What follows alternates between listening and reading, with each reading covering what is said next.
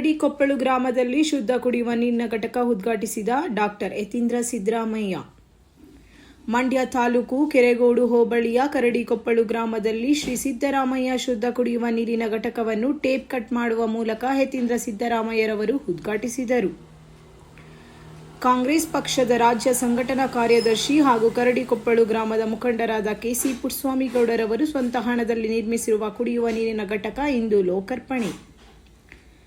ಈ ಸಂದರ್ಭದಲ್ಲಿ ಮಂಡ್ಯ ಜಿಲ್ಲಾ ಪೊಲೀಸ್ ವರಿಷ್ಠಾಧಿಕಾರಿ ಮಲ್ಲಿಕಾರ್ಜುನ್ ಬಾಳದಂಡಿ, ಕೆಪಿಸಿಸಿ ಮಾಜಿ ಪ್ರಧಾನ ಕಾರ್ಯದರ್ಶಿ ಹಾಗೂ ಮನೋಹರ್ ಲೋಹಿಯಾದ ಅಧ್ಯಕ್ಷರಾದ ಬಿಎಸ್ ಶಿವಣ್ಣ, ಕೆಆರ್ ನಗರ ಶಾಸಕರಾದ ರವಿಶಂಕರ್, ಮಹಾನಗರ ಪಾಲಿಕೆ ಸದಸ್ಯರಾದ ಗೋಪಿ, ಕುರುಬರ ಸಂಘದ ಅಧ್ಯಕ್ಷರಾದ ಸುರೇಶ್ ಸೇರಿದಂತೆ ಇತರರು ಹಾಜರಿದ್ದರು. ಶುದ್ಧ ಕುಡಿಯುವ ನೀರಿನ ಘಟಕವನ್ನು ಯತೀಂದ್ರ ಸಿದ್ದರಾಮಯ್ಯನವರು ಮಾಡಿ ಇವತ್ತು ಯತೀಂದ್ರ ಸಿದ್ದರಾಮಯ್ಯನವರನ್ನ ಇವತ್ತು ನಿಮ್ಮೆಲ್ಲರ ಪರವಾಗಿ ಸುಸ್ವಾಗತ.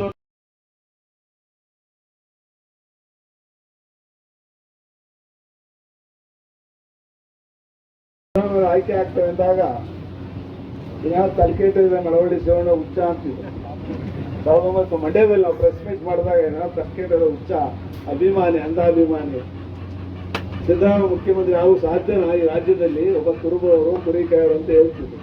ಆದರೆ 2013ರಲ್ಲಿ 2024 ಮುಖ್ಯಮಂತ್ರಿಯಾಗಿ ಪ್ರಪಂಚ ಕಂಡರಿದಂತ ಗ್ಯಾರಂಟಿ ಸ್ಕೀಮ್ಗಳನ್ನು ಪ್ರಪಂಚ ಯಾವುದೇ ಚುನಾಯಿತ ಸರ್ಕಾರ ಅಥವಾ ಮಿಲಿಟರಿ ಆಡಳಿತ ಕೂಡ ಮಾಡ್ಲಿಕ್ಕೆ ಆಗಿಲ್ಲ. ಗ್ಯಾರಂಟಿಗಳನ್ನು ಕೊಟ್ಟು ಇನ್ನು ತಾಯಂದಿರಿಗೆ, ಕರ್ನಾಟಕ ರಾಜ್ಯದ ತಾಯಂದಿರಿಗೆ ಸಾಮಾಜಿಕ ಭದ್ರತೆ, ಆರ್ಥಿಕ ಭದ್ರತೆ, ಚಲನಶೀಲತೆಯನ್ನು ಕೊಟ್ಟಂತ ರಾಷ್ಟ್ರದಲ್ಲಿ ಅಥವಾ ಪ್ರಪಂಚ ಯಾವ ಮುಖ್ಯಮಂತ್ರಿ ಇದ್ರೆ ಅದು ಸಿದ್ದರಾಮಯ್ಯನವರು. ಅಂತ ಒಬ್ಬ ಸಿದ್ದರಾಮಯ್ಯನವರು ಮುಖ್ಯಮಂತ್ರಿ ಆಗುವುದಲ್ಲೇ ಇವತ್ತು ನನ್ನ ನಾಡಿನ ಕರ್ನಾಟಕ ರಾಜ್ಯದ 3.5 ಕೋಟಿಗೆ ಹೆಚ್ಚು ಜನಸಂಖ್ಯೆ ಇರ್ತಕ್ಕಂಥ ನಮ್ಮ ತಾಯಂದಿರು, ಅಕ್ಕ ತಂಗಿರು, ಅಣ್ಣ ಇವತ್ತೇನಾದ್ರೂ ಸಿದ್ದರಾಮಯ್ಯನವರ ತಾಯಿ ಸಿದ್ದರಾಮಯ್ಯವ್ರನ್ನ ಅವರ ಅಣ್ಣನಾಗಿ ನೋಡ್ತಾ ಇದ್ದಾರೆ, ಮಗನಾಗಿ ನೋಡ್ತಾ ಇದ್ದಾರೆ, ತಮ್ಮಂದಿನಾಗಿ ನೋಡ್ತಾ ಇದ್ದಾರೆ.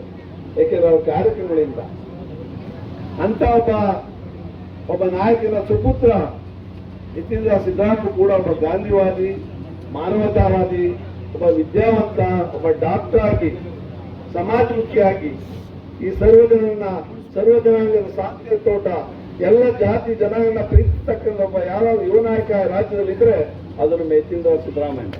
ಅಂಬೇಡ್ಕರ್ ಅವರು ಸಂವಿಧಾನ ಕೊಟ್ಟಿರೋದ್ರಿಂದ ಇವತ್ತು ಹಿಂದುಳಿದ ವರ್ಗದವರಾಗಿರ್ಲಿ, ದಲಿತರಾಗಿರ್ಲಿ, ಶೋಷಿತ ವರ್ಗದವರು, ಮಹಿಳೆಯರಾಗಿರ್ಲಿ, ನಾವೆಲ್ಲ ಇವತ್ತು ಒಂದು ಸ್ವಲ್ಪ ವಿದ್ಯೆಯನ್ನ, ಅಧಿಕಾರನ ಪಡ್ಕೊಳ್ಳೋಕೆ ಸಾಧ್ಯ ಆಗಿದೆ. ಇಲ್ಲ ಅಂತಂದ್ರೆ ಸಾವಿರಾರು ವರ್ಷಗಳಿಂದ ಬಂದರೂ ಈ ಜಾತಿ ವ್ಯವಸ್ಥೆ ಏನಪ್ಪ ಆಗಿದೆ ಅಂತಂದ್ರೆ, ಯಾರು ಬಹುಸಂಖ್ಯಾತರಿರ್ತಾರೆ ಅವರನ್ನ ಕೆಲವೇ ವರ್ಗದವರು ದಬ್ಬಾಳಿಕೆ ನಡೆಸ್ಕೊಂಡೇ ಬರ್ತಾ ಇದ್ದಾರೆ. ಎಲ್ಲ ಅಧಿಕಾರ, ವಿದ್ಯೆ, ಹಣ ಎಲ್ಲವೂ ಕೂಡ ಕೆಲವ್ರ ಕೈಗೆ ಮಾತ್ರ ಸೇರೋಂಗ್ ಮಾಡಿ ಇನ್ನು ಮಿಕ್ಕಿದವರೆಲ್ಲ ಅವ್ರು ಬರೀ ಚಾಕರಿ ಮಾಡೋಕೆ ಮಾಡ್ಕೊಂಡು ಬಂದಿದ್ದಾರೆ. ಇವತ್ತು ಸ್ವಾತಂತ್ರ್ಯ ವರ್ಷಗಳಾಗಿದೆ. ಇವತ್ತು ನಮ್ಮ ಸರ್ಕಾರನೇ ಇದೆ, ಕಾಂಗ್ರೆಸ್ ಪಕ್ಷ ಸರ್ಕಾರ ಇದೆ. ಇವತ್ತು ನೀವೆಲ್ಲ ಕಾಂಗ್ರೆಸ್ ಪಕ್ಷದ ವೋಟರ್ಗಳು. ಆದ್ರೂ ಕೂಡ ಈ ಊರಿನಲ್ಲಿ ಇನ್ನೂ ಕೂಡ ರಸ್ತೆ ಆಗಿಲ್ಲ ಅಂತಂದ್ರೆ ನೀವೇ ಗಮನಿಸಬೇಕು. ಯಾಕೆ ಅಂತಂದ್ರೆ ಬರೀ ನಾವು ವೋಟ್ ಹಾಕಿ ಸುಮ್ಮನೆ ಕೂತ್ರೆ ಸಾಲದು. ಜೊತೆಗೆ ಸಮಾಜನೂ ಕೂಡ ಸಂಘಟನೆ ಆಗಬೇಕು. ಹಿಂದುಳಿದ ವರ್ಗದವರು ಸಂಘಟಿತರಾಗಬೇಕು, ಹೋರಾಟ ಮಾಡಬೇಕು, ನಮ್ಮ ಹಕ್ಕುಗಳು ಏನು ಅಂತ ತಿಳ್ಕೋಬೇಕು. ಅದಕ್ಕೋಸ್ಕರ ಯಾರು ಅಧಿಕಾರದಲ್ಲಿ ಇರ್ತಾರೆ ಅವ್ರಿಗೆ ಒತ್ತಾಯ ಮಾಡಬೇಕು, ಆಗ್ರಹ ಮಾಡಬೇಕು, ಅವ್ರ ಮೇಲೆ ಪ್ರೆಷರ್ ಹಾಕಬೇಕು. ಅವಾಗ ಮಾತ್ರ ನಮ್ಮ ಕೆಲಸಗಳನ್ನ ಆಗಕ್ಕೆ ಸಾಧ್ಯ ಆಗೋದು. ಇವತ್ತು ಜಾತಿ ವ್ಯವಸ್ಥೆನೇ ಇಲ್ಲ ಅಂತ ಬಹಳ ಜನ ಹೇಳ್ತಿರ್ತಾರೆ. ಸಂವಿಧಾನ ಬಂದ್ಮೇಲೆ ಉದ್ಯೋಗದಲ್ಲಿ ನಾವು ಮೀಸಲಾತಿ ಕೊಟ್ಟಿದ್ದೀವಿ, ನಾವು ಶಿಕ್ಷಣದಲ್ಲಿ ಮೀಸಲಾತಿ ಕೊಟ್ಟಿದ್ದೀವಿ, ಹಾಗಾಗಿ ಜಾತಿ ವ್ಯವಸ್ಥೆ ಹೋಗ್ಬಿಟ್ಟಿದೆ ಅಂತ ಕೆಲವರು ಹೇಳ್ತಾರೆ. ನಿಜ, ಜಾತಿ ವ್ಯವಸ್ಥೆ ಮಟ್ಟಿಗೆ ಸ್ವಲ್ಪ ಮಟ್ಟಿಗೆ ಹೋಗಿದೆ, ಆದ್ರೆ ಪೂರ್ತಿಯಾಗಿ ಹೋಗಿಲ್ಲ. ಇವಾಗ ಶಾಸಕಾಂಗದಲ್ಲಿ ಇವಾಗ ನಾವೆಲ್ಲ MLC-ಗಳಾಗ್ತೀವಿ. ಯಾಕೆ ಅಂತಂದ್ರೆ ಅಂಬೇಡ್ಕರ್ ಅವರು ಕೊಟ್ಟಿರೋ ಸಂವಿಧಾನದಿಂದ ಕಾರಣ. ಶಾಸಕಾಂಗದಲ್ಲಿ ಒಂದು ಮಟ್ಟಿಗೆ ಮೀಸಲಾತಿ ಇರೋದ್ರಿಂದ ಹಿಂದುಳಿದ ವರ್ಗದವ್ರಿಗಾಗ್ಲಿ, ದಲಿತರಿಗಾಗ್ಲಿ ಅವಕಾಶ ಸಿಗ್ತಾ ಇದೆ. ಆದ್ರೆ ಬೇರೆ ಕ್ಷೇತ್ರಗಳಲ್ಲಿ ಏನು, ನಾನು ಯಾವಾಗಲೂ ಹೇಳ್ತಿರ್ತೀನಿ, ನಿಮ್ ಕಾರ್ಯಾಂಗ ನೋಡಿ, ಎಷ್ಟು ಉನ್ನತ ಮಟ್ಟದ ಅಧಿಕಾರಿಗಳನ್ನ ನೋಡಿ, ನ್ಯಾಯಾಂಗದಲ್ಲಿ ನೋಡಿ, ಜಡ್ಜ್ಗಳನ್ನ ನೋಡಿ, ಹೈಕೋರ್ಟ್ ಜಡ್ಜ್ಗಳನ್ನ ನೋಡಿ, ಸುಪ್ರೀಂ ಕೋರ್ಟ್ ಜಡ್ಜ್ಗಳನ್ನ ನೋಡಿ, ಇಲ್ಲ ಅಂತಂದ್ರೆ ಬಿಸ್ನೆಸ್ ನೋಡಿ, ಅಂದ್ರೆ ನಿಮ್ಗೆ ಯಾರಿಗೂ ಹಿಂದುಳಿದ ವರ್ಗದವರಾಗ್ಲಿ, ದಲಿತರಾಗ್ಲಿ ಸಿಗೋದಿಲ್ಲ. ಅದೇ ರೀತಿ ಮಾಧ್ಯಮದಲ್ಲಿ ನೋಡಿ, ಮಾಧ್ಯಮದಲ್ಲಿ ನೀವು ನೋಡಿದ್ರೆ ಅಲ್ಲೂ ಕೂಡ ಕೆಲವರಿಗಿದವ್ರದೇ ಪ್ರಾಬಲ್ಯ ಇರುತ್ತೆ. ಸೊ ಹಾಗಾಗಿ ಆಯಕಟ್ಟಿನ ಜಾಗದಲ್ಲಿ ಈಗಲೂ ಕೂಡ ಪ್ರಬಲವಾಗಿ ಯಾರು ಮುಂದುವರೆದ ವರ್ಗದವ್ರು ಇರ್ತಾರೆ ಐತಿಹಾಸಿಕವಾಗಿ, ಅವರೇ ಕೂಡ ಇನ್ನೂ ಕೂಡ ಆ ಆಯಕಟ್ಟಿನ ಜಾಗದಲ್ಲಿ ಇದ್ದು ಅಧಿಕಾರನ ನಿಯಂತ್ರಣ ಮಾಡ್ತಾ ಇದ್ದಾರೆ. ನಮ್ಮ ಹಕ್ಕುಗಳು ನಮ್ಗೆ ಇನ್ನೂ ನಾವು ಪೂರ್ತಿಯಾಗಿ ಸಿಕ್ಕೋದಕ್ಕೆ ಸಾಧ್ಯ ಆಗಿಲ್ಲ. ಹಾಗಾಗಿ ಇದನ್ನ ಹಿಂದುಳಿದ ವರ್ಗದವ್ರು ಅರ್ಸ್ಕೋಬೇಕು, ಸಂಘಟಿತರಾಗಬೇಕು. ಬಾಬಾ ಸಾಹೇಬ್ ಅಂಬೇಡ್ಕರ್ ಹೇಳಿದ್ದಾರೆ, ಯಾವುದೇ ಒಂದು ಸಮುದಾಯ ಸಮಾಜದಲ್ಲಿ ಮುಂದುವರಿಬೇಕು ಅಂತಂದ್ರೆ ಕೊಟ್ಟ ಮೂಲ ಮಂತ್ರ ಅಂತಂದ್ರೆ ಮೂರೇ. ಮೊದಲು ಶಿಕ್ಷಣ, ಸಂಘಟನೆ, ಹೋರಾಟ. ಫಸ್ಟ್ ಶಿಕ್ಷಣ ಪಡ್ಕೊಂಡ್ರೆ ನಾವು ನಮ್ಮನ್ನ ನಾವು ಸಶಕ್ತರನ್ನಾಗಿ ಮಾಡ್ಕೊಳ್ಳೋಕೆ ಸಾಧ್ಯ ಆಗುತ್ತೆ. ಶಿಕ್ಷಣ ಪಡ್ಕೊಂಡ್ರೆ ನಾವು ಒಳ್ಳೆ ಸ್ಥಾನಕ್ಕೂ ಬರ್ಬೋದು, ಸಮಾಜದ ಬಗ್ಗೆ ಅರಿವನ್ನು ಪಡ್ಕೋಬಹುದು, ನಂತರ ಸಂಘಟಿತರನ್ನು ಮಾಡ್ಕೋಬಹುದು, ನಂತರ ನಮ್ಮ ಹಕ್ಕುಗಳಿಗೋಸ್ಕರ ಹೋರಾಟ ಮಾಡೋಕ್ಕೂ ಸಾಧ್ಯ ಆಗುತ್ತೆ. ಹಾಗಾಗಿ ಶಿಕ್ಷಣ ಬಹಳ ಮುಖ್ಯ. ಆ ಕೆಲಸ ನಾವೆಲ್ಲರೂ ಹಿಂದುಳಿದ ವರ್ಗದವ್ರು ಮಾಡ್ಬೇಕು. ನಂತರ ಇವಾಗ ಉದಾಹರಣೆ ಹೇಳಬೇಕು ಅಂತಂದ್ರೆ, ಇವಾಗ ಜಾತಿ ಗಣತಿ ನಾವು ಸೋಶಿಯೋ ಎಕನಾಮಿಕ್ ಸರ್ವೆ ಮಾಡಿಸಿದ್ವಿ 10 ವರ್ಷಗಳ ಹಿಂದನೆ. ಕಾಂತರಾಜು ಅವರು ವರದಿಯನ್ನು ಕೊಟ್ಟಿದ್ರು. ಸಿದ್ದರಾಮಯ್ಯ ಅವರು ಕಳೆದ ಬಾರಿ ಮುಖ್ಯಮಂತ್ರಿಗಳಾಗಿದ್ದಾಗ ಈ ಜಾತಿ ಗಣತಿ ಮತ್ತೆ ಸೋಶಿಯೋ ಎಕನಾಮಿಕ್ ಸರ್ವೆನ ಮಾಡಿಸಿ ಯಾವ್ಯಾವ ವರ್ಗದವರು ಸಮಾಜದಲ್ಲಿ ಯಾವ್ಯಾವ ಸ್ಥಾನದಲ್ಲಿದ್ದಾರೆ, ಎಷ್ಟು ಜನಸಂಖ್ಯೆ ಇದೆ, ಅವ್ರ ಜನಸಂಖ್ಯೆಗೆ ಅನುಗುಣವಾಗಿ ಅವ್ರ ಅಭಿವೃದ್ಧಿ ಆಗಿದಾರ ಇಲ್ವಾ, ಅವ್ರ ಸಾಮಾಜಿಕ ಸ್ಥಿತಿ ಏನು, ಆರ್ಥಿಕ ಸ್ಥಿತಿಗತಿ ಏನು, ಶೈಕ್ಷಣಿಕ ಸ್ಥಿತಿಗತಿ ಏನು, ಇದನ್ನೆಲ್ಲ ಕೂಡ ಅಧ್ಯಯನ ಮಾಡಿ ವರದಿಯನ್ನು ಕೊಟ್ಟಿದ್ದಾರೆ. ಇವತ್ತು ಆ ವರದಿ ಬಿಡುಗಡೆ ಆಗಿದ್ದು, ಜಾರಿ ಆಗಿದ್ದಿದ್ರೆ ಇವತ್ತು ಹಿಂದುಳಿದ ವರ್ಗದವರಿಗೆ ಒಂದು ಶಕ್ತಿ ಬಂದಿರ್ತಿತ್ತು. ಯಾರು ಹಿಂದುಳಿದ ಬಹಳ ವರ್ಷಗಳಿಂದ ಹಿಂದುಳಿದಿದ್ದಾರೆ ಅವ್ರಿಗೆಲ್ಲ ಮತ್ತೆ ಹೆಚ್ಚು ಮೀಸಲಾತಿ ಕೊಡೋದಕ್ಕೆ ಸಾಧ್ಯ ಆಗ್ತಾ ಇತ್ತು. ಆದ್ರೆ ಏನಾಗಿದೆಪ್ಪ ಅಂತಂದ್ರೆ, ಆ ಜಾತಿ ಗಣತಿಯನ್ನ ಕೆಲವು ವರ್ಗದವರು ಪ್ರಬಲವಾಗಿ ವಿರೋಧ ಮಾಡಿದ್ರಿಂದ ಸಾಕಿಲ್ಲ. ಇವತ್ತು 10 ವರ್ಷ ಅದು ಜನಸಂಖ್ಯೆ ಸರಿ ಇಲ್ಲ, ಅದಿಲ್ಲ ಅಂತ ಹೇಳಿ ಸಣ್ಣ ಪುಟ್ಟ ತಕರಾರುಗಳನ್ನು ತೆಗೆದು ಆ ಜಾತಿ ಗಣತಿ ವರದಿ ಅನುಷ್ಠಾನಕ್ಕೆ ಬಂದಿರುವಂಗೆ ಮಾಡಿದ್ದಾರೆ. ಈಗ ನಾವು ಮತ್ತೆ ಜಾತಿ ಗಣತಿಯನ್ನ ಮಾಡಬೇಕಾಗಿದೆ. ಇದನ್ನ ನೀವು ಅರ್ಥ ಮಾಡ್ಕೋಬೇಕು. ಈ ಜಾತಿ ಗಣತಿಯಿಂದ ಬರೀ ಜನಸಂಖ್ಯೆ ಮಾತ್ರ ಗೊತ್ತಾಗುದಿಲ್ಲ. ಜಾತಿ ಗಣತಿಯ ವರದಿಯ ಅಂತಿಮ ಉದ್ದೇಶ ಏನಪ್ಪಾ ಅಂತಂದ್ರೆ, ಹಿಂದುಳಿದ ವರ್ಗದವರಿಗೆ ಅವಕಾಶಗಳು ಹೆಚ್ಚಿಗೆ ಕೊಡಬೇಕು ಅಂತ ಹೇಳಿ.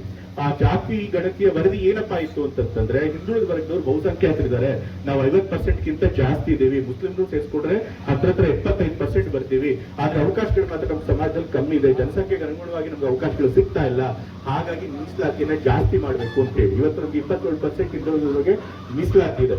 ಆದ್ರೆ ಇದೇನಾದ್ರೂ ಬಂದಿದ್ರೆ ಅದು 32% ಆಗುತ್ತೆ ಹಿಂದುಳಿದ ವರ್ಗದವ್ರಿಗೆ. ಮತ್ತೆ ಕೇವಲ ಒಂದು ಸಮುದಾಯದವ್ರಿಗೆಲ್ಲ, ಬರೀ ಕುರುಬ ಸಮುದಾಯದವ್ರಿಗೋ ಅಥವಾ ಇನ್ಯಾವುದೋ ಹಿಂದುಳಿದ ವರ್ಗದವ್ರಿಗೆ ಮಾತ್ರ ಸಿಗ್ತಿರ್ಲಿಲ್ಲ. ಒಕ್ಕಲಿಗರಾಗ್ಲಿ, ಲಿಂಗಾಯತರಾಗಿರ್ಲಿ, ಪ್ರಬಲ ವರ್ಗದವರಾಗಿದ್ರು ಕೂಡ ಅವರು ಕೂಡ ಹಿಂದುಳಿದ ವರ್ಗದವ್ರಿಗೆ ಬರ್ತಾರೆ. ಅವರು ಕೂಡ ನಮ್ಮ ಧರ್ಮ ಅವ್ರನ್ನ ಶೂದ್ರ ಅಂತಲೇ ಕಾಣೋದು. ಸೊ ಹಾಗಾಗಿ ಅವರು ಕೂಡ ಹಿಂದುಳಿದ ವರ್ಗದವ್ರಿಗೆ ಬರ್ತಾರೆ. ಅವ್ರಿಗೂ ಕೂಡ ನಾವು ಮೀಸಲಾತಿ ಹೆಚ್ಚಳ ಮಾಡ್ತಿದ್ವಿ. ಅವ್ರಿಗೂ ಕೂಡ 6% ಜಾಸ್ತಿ ಆಗ್ತಿತ್ತು.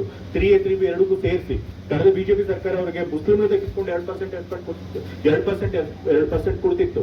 ಆದ್ರೆ ನಾವು ಅವ್ರಿಗೆ 3%, ಇಬ್ಬರಿಗೂ ತಲಾ 3% ಕೊಟ್ಟು 6% ಮಾಡ್ತಿದ್ವಿ. ಆದ್ರೂ ಕೂಡ ಮೀಸಲಾತಿನ ಹೆಚ್ಚಳನ ಜಾರಿಗೆ ತರಲಿಲ್ಲ. ಮತ್ತೆ ವ್ಯವಸ್ಥೆ ಹೇಗಿದೆ ನೀವು ತಿಳ್ಕೋಬೇಕು.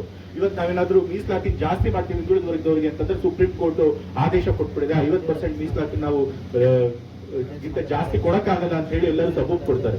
ಅದೇ ಮುಂದುವರೆದ ಜಾತಿಗಳಿಗೆ EWS ಅಂತ ಹೇಳಿ ಆರ್ಥಿಕವಾಗಿ ಹಿಂದುಳಿದಿರುವಂತಹ ಮುಂದುವರೆದ ಜಾತಿಗಳಿಗೆ ನಾವು